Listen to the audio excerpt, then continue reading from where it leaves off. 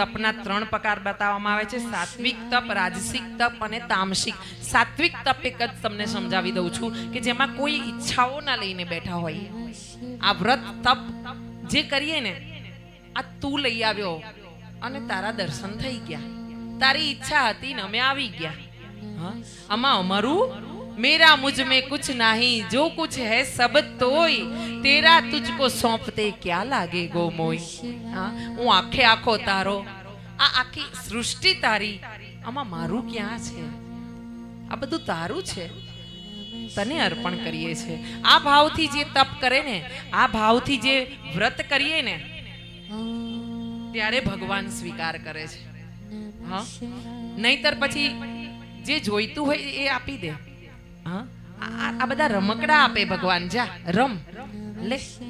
હા, ગાડી જોઈએ છે લે રમ, ઘર જોઈએ છે લે.